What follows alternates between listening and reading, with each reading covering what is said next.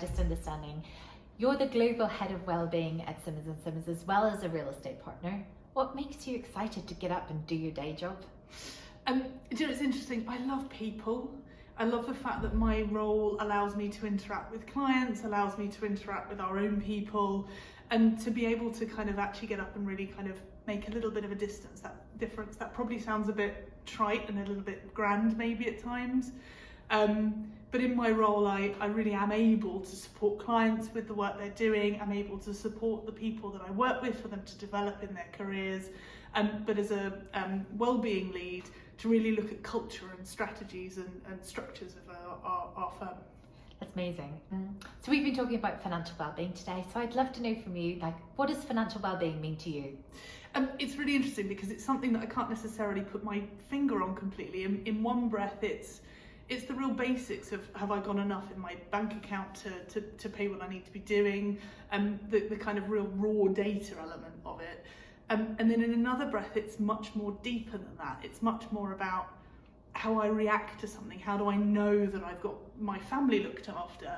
How do I know that I feel good about where I sit in a particular place? So it feels really broad as a topic, and sometimes for me that means I can't quite put my finger on what it really means for me, but it would be both of those elements coming together. I love that, and I think let's go into some of those elements. So let's take the practical things that people kind of deal with day to day. So like today, it's payday. For a lot of people, they're kind of thinking about what comes next, and I'd love to know, how do you plan your month?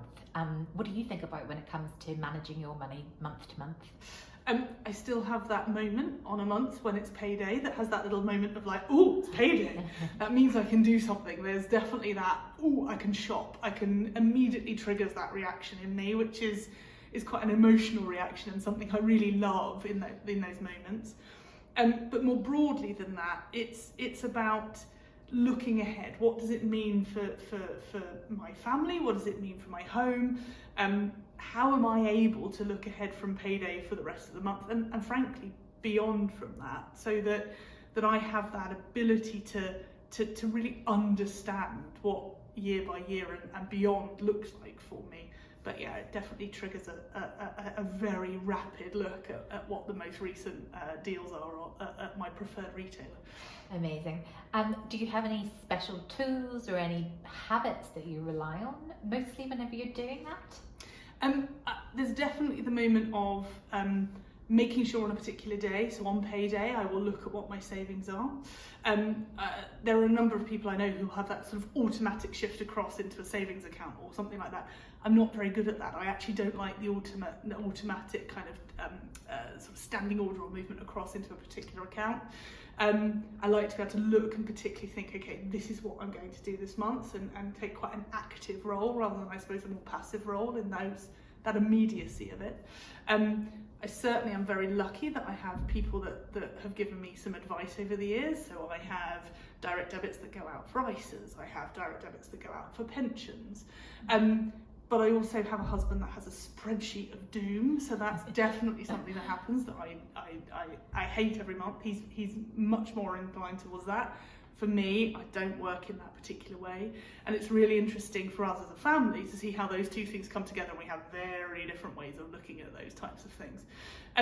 The other things I think that are really important for me is I know there's those big things that will come up, so I know that, you know, at some point I'm about to roll up to summer holidays. You know, that payment that's going to come to pay off my trip that's coming in the next few months will be coming down the line. So I have those types of things in my mind to kind of particularly focus on. That's amazing. Thanks for sharing that. I think another thing that people are always really interested in is we're getting to that time of year where people are having salary review conversations. Maybe people will get a bonus. So I'd love to know, like, if you got a bonus and when you were going through your career or even now, what do you do with it? Do you save it, spend it, or invest it? A bit of everything is probably the answer. I suppose they often and frequently come that once a year moment that kind of comes through.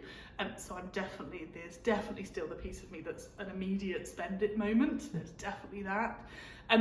Investing it is something I've only learned very recently.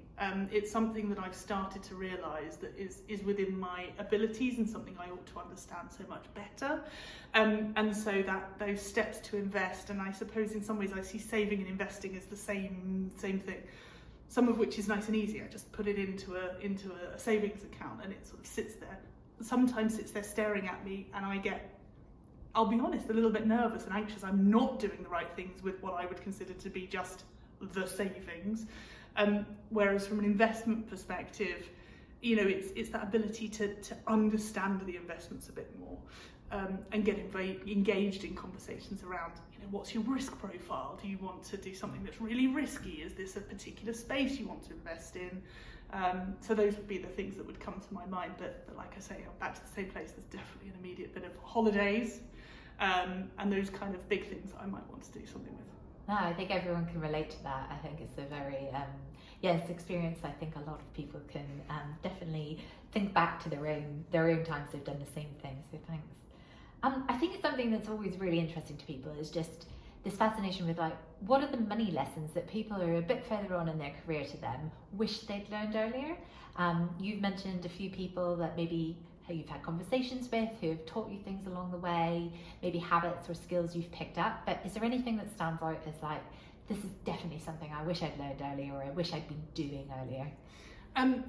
I come from a background where money wasn't something that was always available to us, so I was really lucky in many ways that I understood the value of money quite quickly, and those moments where you would go and look at what the cost of something was, and it became just naturally embedded into my way of thinking, of knowing what something's worth, or whether or not that was a big amount or a small amount. But I wish I had understood what it was to build for the future earlier in my career. I definitely came from a place where I just immediately said, I can't afford the pension, I can't afford to save, it's not something that's available to me. And I wish that earlier in my career I had thought more around smaller pieces earlier in my career could be worth so much more in the future. If I'd invested that £5 a month really early, imagine what it could have been when I was later down the line and needing to use it. I think the other thing that I think is important and frequently people talk about is, oh look, I can buy my own home and that will be my future pot. That will be the thing that will deliver my future when I come to a point where I'm no longer having a salary. And I've very rapidly come to realise that's quite a risky potential strategy. And that's something I've learned from friends and family around me that have got to that point in their lives, and I'm like, why would I want to now lose my home at the point in your life where it's your incredible comfort that's there? So putting everything into your home and your property, believing that downsizing is the key for your future, I think is something I'm quite glad I've come across quite quickly to realise it's not necessarily the way to go. Thanks, that's really interesting. I think definitely will leave a lot of food for thought for people. And I guess just last question to wrap us up, Caroline. Thank you so much for sharing. You've been super honest, super transparent, which we love at Money Talks, because it's all about breaking the money taboo. Is, I guess, advice that you might give to people at the start of their career? You've mentioned thinking about financial futures, but I guess it doesn't have to be financial related, but if you were thinking back to, you know, younger you, or thinking about the trainees in your organisation or the paralegals in your organisation today, what would you say to them? What would your parting advice be to them in this space?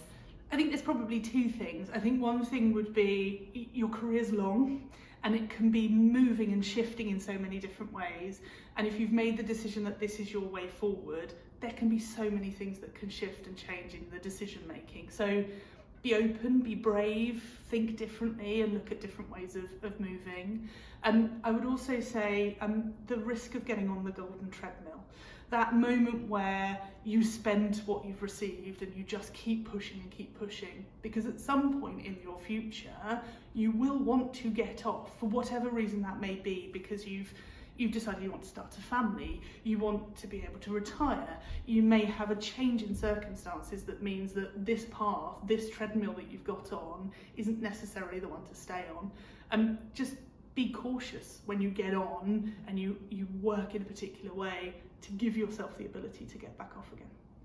I think that's so valuable, and I think regardless of the industry you're in, I think that's advice everybody should live by, because things are really rapidly changing and people don't necessarily know where they want to be in 5 or 10 years time. So thanks for sharing that. Not at all. Thank you so much for spending some time with us, Caroline. It's been an absolute delight. I hope everyone enjoys this episode of Money Talks.